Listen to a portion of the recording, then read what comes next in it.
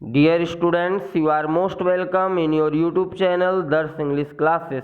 मेरे प्रिय विद्यार्थियों का दर्श इंग्लिश क्लासेस में हार्दिक स्वागत है।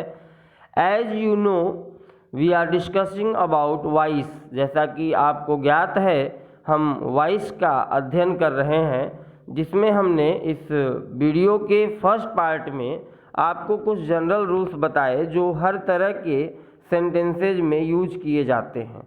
मेरे प्रिय विद्यार्थियों, अगर अब तक आपने हमारे इस वीडियो के फर्स्ट पार्ट को न देखा हो तो आप हमारे डिस्क्रिप्शन बॉक्स में जाकर के उस वीडियो के पर्टिकुलर लिंक को क्लिक करके आप उसका अध्ययन कर सकते हैं। Now let's start the second part of the video. आज हम इस वीडियो के सेकेंड पार्ट को स्टार्ट करने का प्रयास करते हैं। जैसा कि आपको स्क्रीन पे दिख रहा होगा, today we are going to discuss about verb with modal auxiliary. आज हम ऐसे वर्ब का पैसिव बनाने का प्रयास करेंगे, ऐसे वर्ब का पैसिव वॉइस बनाएंगे जिनमें मॉडल वर्ब का यूज होता है। Now let's start. अब आप ध्यान देंगे, सबसे पहले आपको मैं बता दूं, some sentences have can, could, may, might, must, should, would, they are called modal verbs. ये कुछ हमने आपको यहाँ बोल्ड लेटर्स में लिख रखा है। ये ऐसे वर्ब है जो मॉडल वर्ब्स के नाम से जाने जाते हैं। जब कभी भी आपको किसी भी सेंटेंस में इनका इस्तेमाल मिले तो आप उसे निम्नलिखित फार्मूले की सहायता से एक्टिव से पैसिव में चेंज कर सकते हैं। To change this types of sentences into passive we should use modal verb plus be plus V3। इस तरह की कोई भी सेंटेंस यदि आपको मिलती है जिसमें मॉडल वर्ब्स का इस्तेमाल हुआ हो तो आप उस मॉडल वर्ब्स के बाद बी का इस्तेमाल करेंगे और उसके बाद जो वर्ब है उसे आप थर्ड फॉर्म में चेंज कर देंगे। मैंने आपको इससे पहले ही बता रखा है कि जो ऊपर के रूल्स हमने इस वीडियो के इस पर्टिकुलर टॉपिक के फर्स्ट पार्ट में जो हमने डिस्कस किया था कि जब आप सब्जेक्ट को ऑब्जेक्ट में चेंज करेंगे, ऑब्जेक्ट को सब्जेक्ट में चेंज करेंगे, तो ये जो ऊपर के कुछ रूल्स हमने बता रखे हैं इस वॉइस के फर्स्ट पार्ट में, वो रूल्स आपको हर जगह फॉलो करना होगा मेरे प्रिय विद्यार्थियों। अब हम इस कुछ ऐसे एग्जाम्पल्स की बात करेंगे जिनमें मॉडल वर्ब्स का इस्तेमाल आपको दिखाई दे रहा होगा। द थीव्स में स्टील द बॉक्स, ये एक सेंटेंस आपको स्क्रीन पे दिख रहा है जहाँ पे आपको मे का इस्तेमाल दिख रहा है। ये जो मे है ये एक मॉडल वर्ब है। जब इसे आप एक्टिव से पैसिव में चेंज करेंगे तो सबसे पहले आपको ऑब्जेक्ट को सब्जेक्ट बनाना होगा। Now the box is a subject. अब ये जो बॉक्स है ये सब्जेक्ट हुआ, इसके बाद आपने मे रखा और मे के ठीक बाद आप बी का इस्तेमाल करिए और जो वर्ब आपको यहाँ पे मिला उस वर्ब का आपको थर्ड फॉर्म इस्तेमाल करना होगा, अर्थात स्टील का स्टोलन कर दीजिए। नेक्स्ट आप बाई के बाद जो आपका सब्जेक्ट था उसे ऑब्जेक्ट के जगह पे रख दें और ये आपका कंप्लीट होता है। The box may be stolen by the thieves, ये राइट आंसर है। यहाँ पे इससे पहले मैंने एक और रूल्स की बात की थी अपने इस पर्टिकुलर टॉपिक के फर्स्ट पार्ट में, जहाँ मैंने आपको बताया था कि कुछ ऐसे सब्जेक्ट्स होते हैं जिन्हें बाई प्लस एजेंट के रूप में लिखा जाना आवश्यक नहीं होता। अर्थात अगर आप इस लाइन को the box may be stolen भी अगर लिख करके छोड़ देते हैं तो ये गलत नहीं होगा, क्योंकि स्टोलन अर्थात जो स्टील जो क्रिया है, जो चुराने की क्रिया है, वो जनरली मानी जाती है कि किसी चोर के द्वारा ही कोई चीज़ चुराई जाएगी। इसलिए यहाँ पे आपको थीव्स लिखने की ज़रूरत नहीं है। आप इसे द बॉक्स में भी स्टोलन अगर लिखते हैं तो it is also a correct answer of your question. Next हम एग्जाम्पल की तरफ बढ़ते हैं। You must do this work, ये आपको यहाँ पे एक एग्जाम्पल दिख रहा होगा। यहाँ पे आप ध्यान दें, ये जो मस्ट वर्ड है ये एक मॉडल वर्ब है। जब आप इसे पैसिव में चेंज करेंगे तो आपको दिस वर्ब को सब्जेक्ट बनाना होगा, दिस वर्क। अब आप इस मस्ट को जहाँ है वहीं पे छोड़ दें, उसके बाद बी एक नया वर्ड आप ऐड करें और उसके बाद डन का इस्तेमाल करें और उसके बाद आप बाई प्लस एजेंट का इस्तेमाल करें, अर्थात this work must be done by you. ये आपका आंसर हुआ। Next I can help him, यहाँ आप ध्यान दें कैन जो वर्ड है ये एक मॉडल वर्ब है। जब इसे आप चेंज करेंगे तो ये कैन बी प्लस V3 में चेंज होगा। अब आप इस हिम को स्टार्टिंग में लाएंगे अर्थात ऑब्जेक्ट को सब्जेक्ट बनाएंगे तो ये ही में परिवर्तित हो जाएगा, ही कैन बी। अब आप इस हेल्प को V3 में यूज करिए अर्थात help by me, he can be help by me, ये राइट आंसर हुआ। मेरे प्रिय विद्यार्थियों, आपको मैं यहाँ एक वेरी इंपॉर्टेंट थिंग बता दूँ, अगर आपके दिमाग में हो सकता है या माइंड में हो सकता है ऐसा प्रश्न आ रहा होगा, यदि नहीं भी आ रहा होगा तो मैं आपको बताना चाहूँगा, जब कभी भी मॉडल वर्ब इस्तेमाल कहीं भी किए जाते हैं तो उनके बाद ऑलवेज V1 का इस्तेमाल होता है। ये थंब रूल है, ये एक अकाट्य सत्य है जिसे कोई काट नहीं सकता। मॉडल वर्ब्स जब भी इस्तेमाल होंगे चाहे जिस रूप में इस्तेमाल हो, इनके बाद ऑलवेज V1 का इस्तेमाल होता है।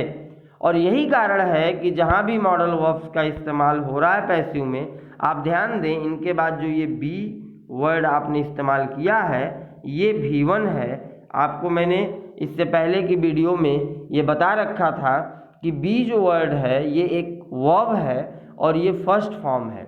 तो मेरे प्रिय विद्यार्थियों, यही कारण है कि मॉडल वर्ब के बाद बी का इस्तेमाल हो रहा है और उसके बाद आप V3 का इस्तेमाल कर रहे हैं, क्योंकि कभी भी कोई भी मॉडल वर्ब हमेशा B1 अर्थात हमेशा वर्ब का फर्स्ट फॉर्म ही लेता है, उसके अलावा किसी दूसरे फॉर्म का इस्तेमाल नहीं हो सकता।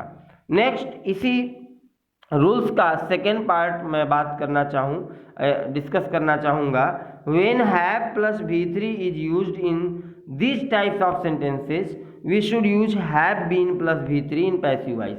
यदि आपको एक्टिव वॉइस में मॉडल वर्ब के बाद हैव का इस्तेमाल मिलता है तो आप उसे पैसिव में चेंज करते समय एक नया वर्ड उसके बाद जोड़ दें, हैव बीन, और ये आपका कन्वर्ट हो जाएगा पैसिव में। आप एग्जाम्पल को ध्यान दें, I may have written the letter. यहाँ पे आपको V3 ऑलरेडी मिलेगा, आप ध्यान देंगे सिर्फ आपको हैव के बाद एक नया वर्ड बीन ऐड करना होगा। The letter may have been written by me. अभी से पहले जो मैंने आपको एक बात बताई कि मॉडल वर्ब ऑलवेज वर्ब की फर्स्ट फॉर्म ही लेते हैं, आप यहाँ अगर ध्यान दें तो ये जो हैव वर्ड का इस्तेमाल हो रहा है मे के बाद, ये भी एक वर्ब है जिसका first form have, had, had, ये फॉर्म उसकी चलती है हैव का जो फर्स्ट फॉर्म है जिसकी मीनिंग होना होता है, तो ये हैव V1 का इस्तेमाल हुआ है। इसके बाद ही यहाँ पे रिटर्न बीन के बाद रिटर्न का इस्तेमाल हुआ है।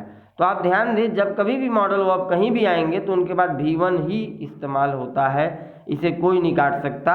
He would have paid the fine. अब आप इस एग्जाम्पल को ध्यान दें, यहाँ भी वुड के बाद हैव का इस्तेमाल हुआ है। ये वुड एक मॉडल वर्ब है, जब आप इसे पैसिव में चेंज करेंगे the fine would have been paid by him, ये इसका पैसिव में परिवर्तन होगा। मेरे प्रिय विद्यार्थियों, ये सभी बोर्ड एग्जाम्स के लिए वेरी इम्पोर्टेंट टॉपिक है। साथ ही साथ जितने भी प्रतियोगी परीक्षाएं ऑर्गेनाइज्ड की जाती हैं, संपादित की जाती हैं, उन सभी प्रतियोगी परीक्षाओं में सामान्यतः वॉइस से संबंधित एक क्वेश्चन दिए ही जाते हैं। इसलिए ये जो टॉपिक मैं आज डिस्कस कर रहा हूँ ये आप सबके लिए वेरी वेरी इंपॉर्टेंट टॉपिक है। नेक्स्ट रूल की तरफ बढ़ते हैं। Subject plus to be verb plus infinitive, और इन्फिनिटिव का तात्पर्य होता है अगर टू के बाद V1 का इस्तेमाल हुआ है तो वो इन्फिनिटिव वर्ब कहा जाता है। Some active sentences have the aforesaid structure। कुछ एक्टिव सेंटेंसेज ऐसे होते हैं जिनका स्ट्रक्चर ऊपर वर्णित होता है, अर्थात इस प्रकार का होता है। We should change this type of sentences into passive as the following structure। यदि आपको कभी भी किसी भी सेंटेंस का स्ट्रक्चर सब्जेक्ट के बाद टू बी वर्ब मिले, उसके बाद किसी इन्फिनिटिव का इस्तेमाल हुआ है, तो आप उसे पैसिव में बनाने के लिए सब्जेक्ट के बाद टू बी लगाएंगे जैसा कि पहले आपको मिला है। उसके बाद एक नई वर्ड, आप एक नई बात जो आपको जोड़नी है वो है टू के बाद आपको बी का इस्तेमाल करना है। अभी आपने देखा इन्फिनिटिव टू प्लस V1 है, आप इस टू के बाद एक नई वर्ड बी को जोड़ दीजिए और ये आपका पैसिव में चेंज हो जाएगा। मेरे प्रिय विद्यार्थियों, मैं आपको एक बात और भी बताना चाहूँगा। मैंने इससे पहले इस वीडियो के इस पर्टिकुलर टाइप जो टॉपिक हम आज डिस्कस कर रहे हैं वाइस, इसके फर्स्ट पार्ट में हमने आपको बताया था जहाँ कहीं भी आपको टू बी लिखा हुआ मिले वहाँ आप इज, एम, आर, वाज, वर, ये 5 चीज़ों को मेंशन करेंगे, अपने दिमाग में लेकर के चलेंगे। अब आप ध्यान दें, I am to do this work, ये आपका एक सेंटेंस है। यहाँ ध्यान दें आप, ये जो एम वर्ड है ये एक टू बी वर्ब है। इसके बाद आप ध्यान दें, यहाँ पे टू के बाद डू, ये टू डू, ये जो टू प्लस V1 का इस्तेमाल हुआ है ये इन्फिनिटिव है। जब इसे आप एक्टिव से पैसिव में चेंज करेंगे तो दिस वर्क आप स्टार्टिंग में ऑब्जेक्ट को सब्जेक्ट बनाएंगे, इज का इस्तेमाल होगा, चूंकि आई के साथ एम का इस्तेमाल हुआ था इसीलिए दिस वर्क के साथ इज का इस्तेमाल होगा, एम का इस्तेमाल नहीं हो सकता। This work is. अब आपको टू डू लिखने से पहले टू के बाद आपको बी का इस्तेमाल करना होगा, देन आपको डन का इस्तेमाल करना होगा, अर्थात टू बी डन में ये टू डू चेंज हो गया और ये एक्टिव से पैसिव में परिवर्तित हो चुका है। अब आपका sentence this work is to be done by me, it is the right answer of the sentence. ये जो सेंटेंस आपको दिया गया था इसको आपने एक्टिव से पैसिव में चेंज कर लिया। आपको मैं यहाँ एक बात और भी बताना चाहूँ, जब कभी भी प्रीपोजिशन टू के बाद किसी वर्ब का इस्तेमाल किया जाता है तो वो ऑलवेज V1 ही होता है और यही कारण है कि यहाँ भी आप ध्यान दें पैसिव वॉइस में टू के बाद बी का इस्तेमाल हुआ है जो कि V1 है, अर्थात वर्ब की फर्स्ट फॉर्म है। देन आप V3 का इस्तेमाल कर सकते हैं। ये अकाट्य रूल है, इसे कोई काट नहीं सकता। We are to help him, second sentence की तरफ बढ़ते हैं। यहाँ पे जब आप इसे पैसिव में चेंज करेंगे तो आप हिम को ले आइए स्टार्टिंग में, ही। अब आप ही के लिए इज का इस्तेमाल करें, he is to be helped. यहाँ भी आप ध्यान दें, टू हेल्प को आपने टू बी हेल्प में चेंज कर दिया और आप इस वी को लास्ट में यहाँ पे ले आइए बाई की सहायता से, बाई अस। ये आपका एक्टिव से पैसिव में सेंटेंस परिवर्तित हो चुका है। नेक्स्ट हम एग्जाम्पल की तरफ बढ़ते हैं। He is to write a letter, ये आपके पास एक सेंटेंस आपको दी गई। अब आप इस सेंटेंस को एक्टिव से पैसिव में चेंज करना है आपको। A letter is written by him. आप यहाँ ध्यान दें, ये जो पर्टिकुलर सेंटेंस यहाँ पे आपको दिख रही है, इस पर्टिकुलर सेंटेंस में माइनर प्रिंटिंग मिस्टेक है। A letter is to be written, यहाँ पे टू बी जो वर्ड है ये मिसप्रिंट है, ये छूट गया है। आप इसे यहाँ समझ लें कि ये यहाँ पे होना चाहिए। A letter is to be written by him, is के बाद टू बी का इस्तेमाल आप करेंगे, देन आप V3 का इस्तेमाल करेंगे और बाई प्लस एजेंट का इस्तेमाल करेंगे। ये आपका सेंटेंस एक्टिव से पैसिव में चेंज हो जाएगा। नेक्स्ट हम एग्जाम्पल की तरफ, नेक्स्ट रूल की तरफ बढ़ते हैं और ये वेरी इंपॉर्टेंट रूल है जो मैं अभी आपको बताने जा रहा हूँ। अक्सर एग्जाम्स में इस रूल से संबंधित प्रश्न पूछे जाते रहे हैं। Verb with two objects in active, कुछ ऐसे वर्ब्स हैं जो एक्टिव वॉइस में टू ऑब्जेक्ट्स लेकर के चलते हैं। मेरे प्रिय विद्यार्थियों, जो ऑब्जेक्ट है वो टू ऑब्जेक्ट्स का तात्पर्य है, जो ऑब्जेक्ट के टाइप्स हैं वो टू टाइप्स के होते हैं। एक डायरेक्ट ऑब्जेक्ट होता है and second one is indirect object. Direct object का जो संबंध है, जो रिलेशन है, वो नॉन लिविंग ऑब्जेक्ट्स और नॉन लिविंग थिंग्स से जनरली कंसीडर किया जाता है एंड इनडायरेक्ट ऑब्जेक्ट का जो रिलेशन है वो लिविंग थिंग्स से रिलेट किया जाता है, कंसीडर किया जाता है। नाउ अब हम इस रूल्स के बारे में बात करते हैं। Some active sentences have double objects in which one is indirect object and other is direct object. जैसा कि अभी भी मैंने आपको बताया, कुछ ऐसे वर्ब हैं जिनमें डबल ऑब्जेक्ट का इस्तेमाल होता है, जिसमें एक ऑब्जेक्ट डायरेक्ट होता है और दूसरा इनडायरेक्ट होता है। मेरे प्रिय विद्यार्थियों, मैं आपको बड़े ही आसान भाषा में डायरेक्ट ऑब्जेक्ट और इनडायरेक्ट ऑब्जेक्ट को पहचानने का तरीका बताता हूँ। आप इसे बहुत ही ध्यान से समझें और ज़रूरत अगर आपको लगे तो आप इसे राइट डाउन भी करके रखें। जब कभी भी आप किसी वर्ब के साथ क्या से प्रश्न करें और उस क्या का जवाब आपको मिल जाए, तो वो जो जवाब होगा आपका, जो आंसर होगा आपका पर्टिकुलर, वो डायरेक्ट ऑब्जेक्ट होगा। यदि आप किसी वर्ब में किसे इस पर्टिकुलर शब्द के द्वारा प्रश्न करें और आपको कोई जवाब मिल जाए, तो वो इनडायरेक्ट ऑब्जेक्ट होता है। ध्यान दें आप, वंस अगेन मैं रिपीट करता हूँ, यदि आप वर्ब के साथ क्या से प्रश्न करते हैं और आपको जवाब प्राप्त होता है, तो उस पर्टिकुलर सेंटेंस में डायरेक्ट ऑब्जेक्ट का इस्तेमाल है। यदि आपको किसे से प्रश्न करने पर जवाब मिलता है, तो उस पर्टिकुलर सेंटेंस में इनडायरेक्ट ऑब्जेक्ट का इस्तेमाल हुआ है। नाउ अब हम कुछ इम्पोर्टेंट जो फैक्ट हैं इसके बारे में उसको जान लेते हैं। Such words are used after the verb for a person or preposition to slash for can be used before them are called indirect objects and the name of an object is called direct object. We can't use preposition to or for before it. इस particular rule में आपको ये बताया गया कि जितने भी indirect object हैं उनके पहले टू या फॉर प्रीपोजिशन का इस्तेमाल अनिवार्य रूप से करना होता है, बट डायरेक्ट ऑब्जेक्ट के पहले टू या फॉर प्रीपोजिशन का इस्तेमाल नहीं होता है। इसे आप बहुत भली भांति समझ लें। नाउ अब हम इस पर्टिकुलर जो रूल्स की बात हम अभी कर रहे थे, इस रूल के स्ट्रक्चर की बात करते हैं। Such active sentences can be changed into passive with the help of the following structure.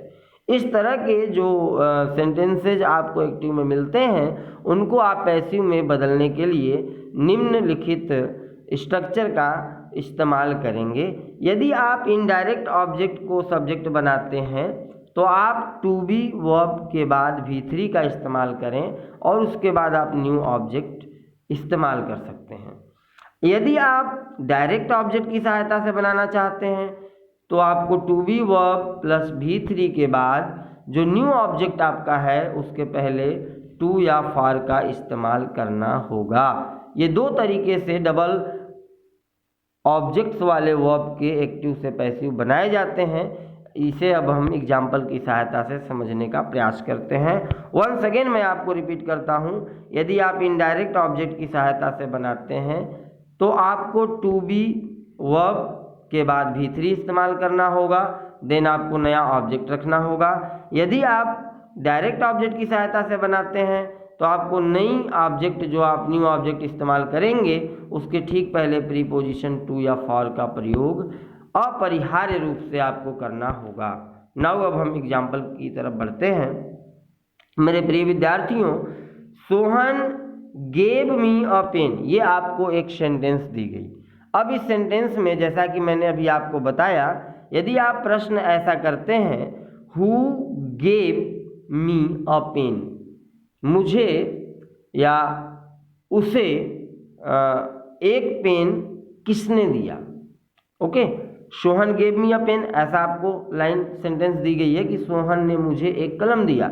अब यदि आप प्रश्न करें कि मुझे कलम किसने दिया, ये प्रश्न यदि आप करें, या सोहन ने कलम किसे दिया, तो जवाब आपको क्या मिलेगा, मुझे। किसे दिया, सोहन ने कलम किसे दिया। यदि आप किसे से प्रश्न करते हैं तो जो जवाब आपको मिला वो आपका हो गया इनडायरेक्ट ऑब्जेक्ट। अब आप दूसरा प्रश्न करिए, सोहन ने मुझे क्या दिया। जब आप क्या से प्रश्न करते हैं तो आपको जवाब मिला पेन, कलम दिया मुझे। तो ये जो कलम वर्ड है, ये पेन जो है, ये एक डायरेक्ट ऑब्जेक्ट है। अब हम इन दो ऑब्जेक्ट को वन बाय वन चेंज करते हैं पैसिव में। देखते हैं किस तरीके से हम इसे पैसिव में चेंज कर सकते हैं। आई यानी कि जब आपने इस मी को अर्थात इनडायरेक्ट ऑब्जेक्ट को सब्जेक्ट बनाया, तब आपने लिखा I was given a pen by Sohan. आप ध्यान दें, ये चूंकि गेव ये V2 था, अर्थात ये पास्ट इंडेफिनिट की लाइन थी जो कि पास्ट कंटिन्यूअस में जाके चेंज होगी, इसीलिए यहाँ पे आई के बाद वाज लगा। I was given a pen by Sohan.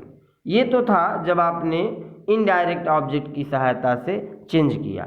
अब आप सेकेंड टाइप में ध्यान दें, यदि आप अ पेन को न्यू सब्जेक्ट बनाते हैं, अर्थात अगर आप डायरेक्ट ऑब्जेक्ट की सहायता से इस लाइन को चेंज करते हैं, तो a pen was given to me by Sohan. आप यहाँ ध्यान दें, ये जो टू का इस्तेमाल हुआ है इनडायरेक्ट ऑब्जेक्ट मी के पहले, ये आपको कंपलसरी है, आपको अपरिहार्य रूप से प्रीपोजिशन का इस्तेमाल करना ही होगा।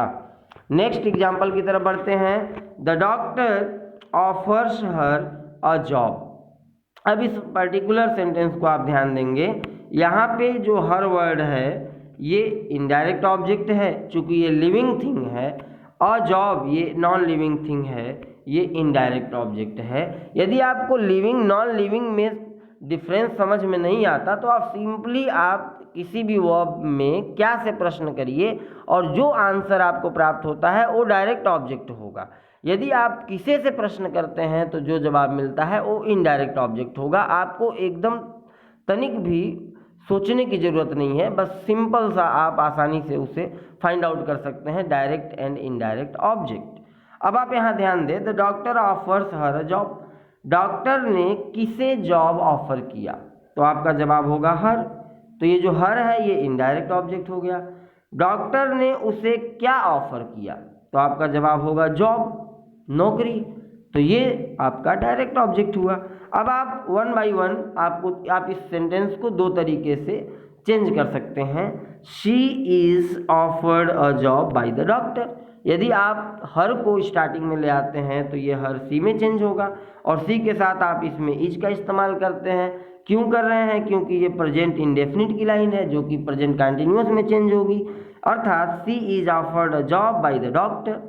या आप इसे दूसरी भाषा में जब बनाना चाहें, दूसरे तरीके से बनाना चाहें, तो आप अ जॉब को सब्जेक्ट बनाएं, a job is offered to her by the doctor. यहाँ आप ध्यान देंगे इनडायरेक्ट ऑब्जेक्ट के पहले प्रीपोजिशन का इस्तेमाल अनिवार्य रूप से आपको करना होगा। नेक्स्ट हम इसी क्रम में थोड़ा आगे बढ़ते हैं, जहाँ पे आपको बताने का हम प्रयास करते हैं। Generally the verbs are followed by double objects. कुछ ऐसे वर्ब्स की हम बात करेंगे जिनमें डबल ऑब्जेक्ट्स का इस्तेमाल होता है। मेरे प्रिय विद्यार्थियों, सभी वर्ब्स के साथ डबल ऑब्जेक्ट का इस्तेमाल नहीं हो सकता। कुछ ही ऐसे वर्ब हैं जो डबल ऑब्जेक्ट्स को लेते हैं, जिनमें से कुछ वर्ब्स की मैं अभी आपको जानकारी दे रहा हूं जो डबल ऑब्जेक्ट्स को फॉलो करते हैं। मेरे प्रिय विद्यार्थियों, यदि आपको ये वीडियो अच्छी लगती है, यदि आपको हमारे वीडियो समझ में आते हैं, तो आप इसे लाइक करें, सब्सक्राइब करें, शेयर करें और आप अपना कमेंट ज़रूर हमें भेजें, ताकि हम अपनी हर वीडियो को आज से बेहतर बनाने का प्रयास करें। आप अपना सुझाव हमें कमेंट बॉक्स में लिख करके ज़रूर बताने का प्रयास करें। ऐसा मैं उम्मीद करता हूं कि आप हमें कमेंट ज़रूर करेंगे। अब हम कुछ वर्ब्स को जान लें जिनमें डबल ऑब्जेक्ट्स का इस्तेमाल होते हैं, जिनमें पहला वर्ब है give, tell, show, lend, get. ये कुछ ऐसे वर्ब हैं, write, promise, fetch, bring, make, promise, repeat हो गया है, buy, sell, teach, ask, offer. ये ऐसे वर्ब्स कुछ हैं जिनके साथ डबल ऑब्जेक्ट्स का इस्तेमाल होता है। आप चाहें तो इसे राइट डाउन भी कर सकते हैं। मेरे प्रिय विद्यार्थियों, ये वीडियो काफ़ी लंबी होती जा रही है, इसलिए इस वीडियो को यहीं पे रोकने का मैं प्रयास कर रहा हूं, और मैं अपना सेकंड जो इसके आगे की जो रूल्स है वो इस वीडियो के थर्ड पार्ट में उसमें हम डिस्कस करेंगे। Thank you for watching my video. Thank you so much.